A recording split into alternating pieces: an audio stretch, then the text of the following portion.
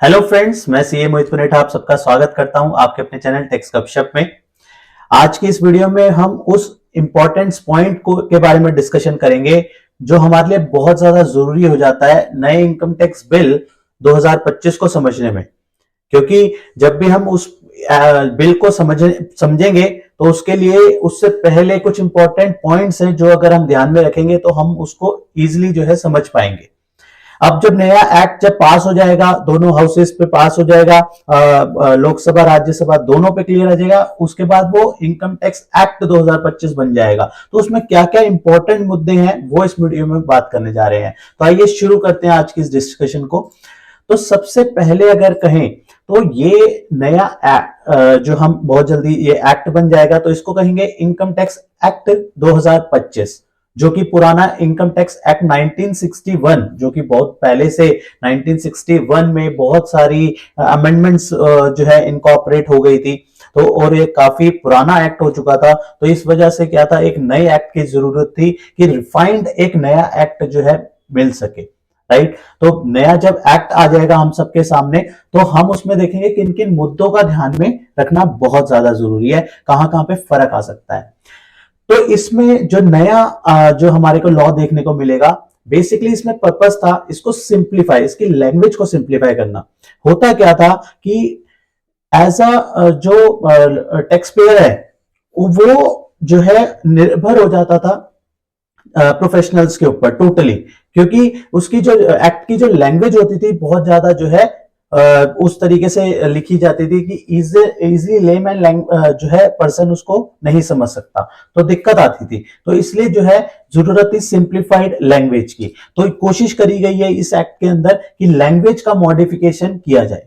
और साथ ही साथ जो है रिडंडेंट प्रोविजन, कुछ ऐसे प्रोविजन थे जो कि स्टार्टिंग से बहुत सालों से, जैसे 1961 की सिचुएशन अलग थी और आज 2025 की सिचुएशन जो है अलग है। तो इतने सालों के अंदर बहुत सारे बदलाव जो है करे गए, तो बहुत सारे प्रोविजन ऐसे थे जिनको हटाने की जरूरत थी। तो इस वजह से इस एक्ट को लाने की सेकेंड नीड ये भी थी कि एक तो लैंग्वेज सिंप्लीफाई करी जाए, साथ साथ जो प्रोविजन ऐसे हैं जो कि अब रिडंडेंट हो चुके हैं उसको हटाया जाए। और तीसरा, जैसे कि हमने बात करी कि इसको इजियर बनाया जाए ताकि टैक्स पेयर भी इसको समझ सके। और हमारे को ध्यान में रखना है ये जो नया जो एक्ट बनेगा वो 1 अप्रैल 2026 से जो है लागू हो जाएगा। तो हमारे को अभी से उसके बारे में समझना बहुत ज्यादा जरूरी है ताकि जब उसकी एप्लीकेबिलिटी आए तब तक हम टोटली प्रिपेयर्ड हो चुके हों। इसके बाद एक प्रॉब्लम और आती थी डायरेक्ट टैक्स वर्सेस, अगर हम बात करें जीएसटी की, तो जीएसटी में क्या अगर बात होती है सीधे सीधे फाइनेंशियल ईयर की बात होती है।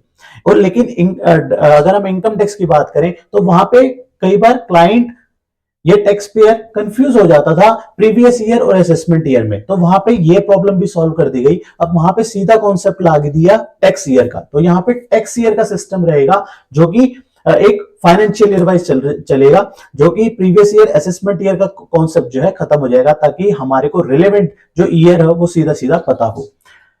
और इसके अलावा मेन बात आती है प्रोविजंस की। प्रोविजंस अगर हम कहें तो यहाँ पे प्रोविजंस में बहुत ज्यादा इश्यूज थे।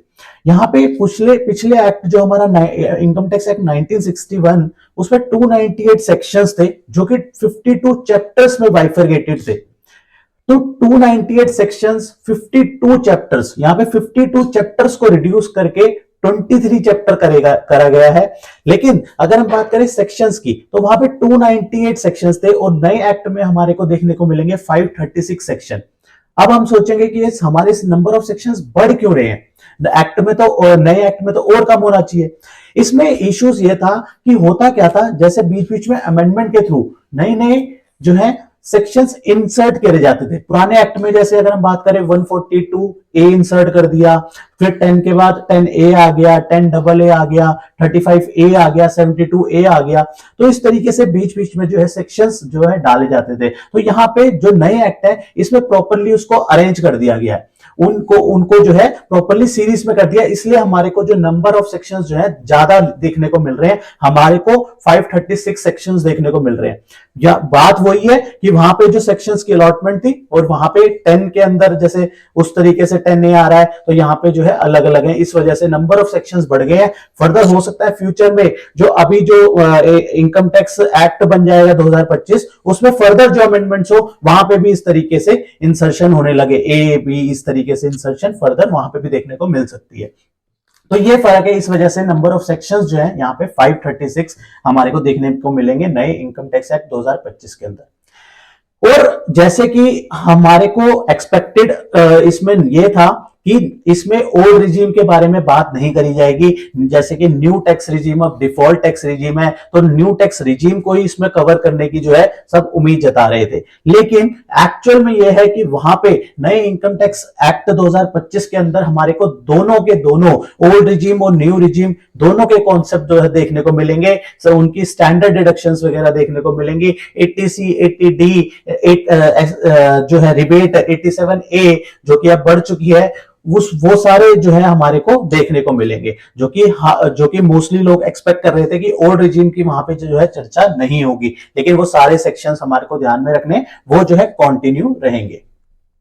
इसके अलावा जो न्यू लॉ में क्या है, स्टैंडर्ड डिडक्शंस, फाइलिंग डेडलाइन, इसमें क्या है existing, the new law will maintain existing provision, जो कि उसमें कोई मेजर सिग्निफिकेंट चेंजेस नहीं है। उसी तरीके से जो है डेडलाइंस भी वही है, स्टैंडर्ड डिडक्शंस भी वही है, वहां पे चेंजेस जो है कुछ भी नहीं रहेंगे, वो पुराने एक्ट की तरीके से ही सेम वहां पे अपने को देखने को मिलेंगे।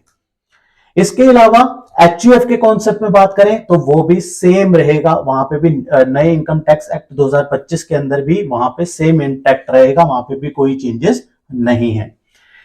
मेन प्रॉब्लम एक ये थी कि जो एक्ट की लैंग्वेज थी, पुराने एक्ट की लैंग्वेज थी, वहां पे नॉट विथ स्टैंडिंग इस तरीके की टर्म जो है यूज करी जाती थी, जो कि लेमैन को समझने में, जो इस उसमें प्रोफेशन में नहीं है उनको समझने में बहुत ज्यादा दिक्कतें आती थी। उसको सिंप्लीफाइड किया गया और नॉट विथ स्टैंडिंग के टर्म को चेंज करके करा गया इन रिस्पेक्टिव ऑफ। जैसे नॉट विथ स्टैंडिंग होता क्या है कि अगर जनरल प्रोविजन से कुछ अगर जो है अगर कुछ हट के बात हुई तो वहां पे नॉट विथ स्टैंडिंग करके जो है इंसर्शन होती है, लेकिन यहां पे अब क्या कर दिया, नॉट विथ स्टैंडिंग की तरह लिख दिया इन रिस्पेक्टिव ऑफ, तो कि ताकि जो है नॉर्मल पर्सन को भी समझ आ जाए, अगर वो स्टडी करे तो उसको भी क्लैरिटी मिले कि ये जो है अलग से एक्सेप्शंस है। और की changes of introduction of simplified tables format, यहां पे क्या कर दिया कि उसको सिंप्लीफाई एक प्रेजेंटेशन फॉर्म में, ताकि टेबल फॉर्मेट में क्या होता है समझने में आसानी होती है। अदरवाइज क्या होता है अगर प्रोविजंस में इंसर्ट किया जाता है तो बहुत ज्यादा स्कैटर्ड प्रोविजंस हो जाते हैं, तो जैसे कि सैलरीज वगैरह में बहुत सारे इस तरीके से होते थे, तो वहां पे उसको क्या कर दिया, उसको सिंप्लीफाइड टेबल फॉर्म में यहाँ पे कवर अप किया गया है, ताकि जो है सैलरी टैक्स पेयर भी उसको इजी फॉर्म में जो है बिल्कुल समझ पाए।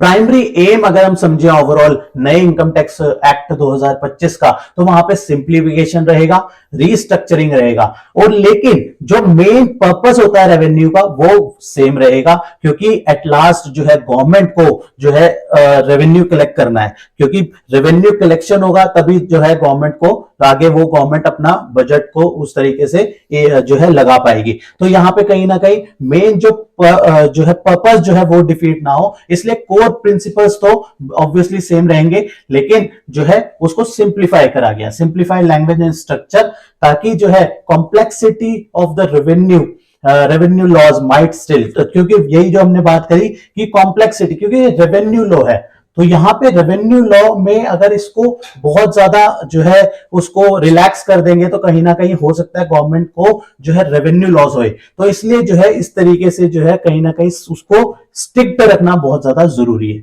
तो इस तरीके से ये सारे चेंजेस जो है हमारे को बहुत जल्दी देखने को मिलेंगे, और हमारे को ये पता है 1 अप्रैल 2026 से ये जो है इफेक्ट में आ जाएगा, तो इससे पहले ही हमारे को जो है इसके प्रोविजन से गो थ्रू होना पड़ेगा, राइट। तो इसी के साथ आज की इस डिस्कशन को क्लोज करते हैं, मिलते हैं नेक्स्ट वीडियो में नेक्स्ट टॉपिक के साथ। टिल देन बाय बाय, जय हिंद, जय भारत।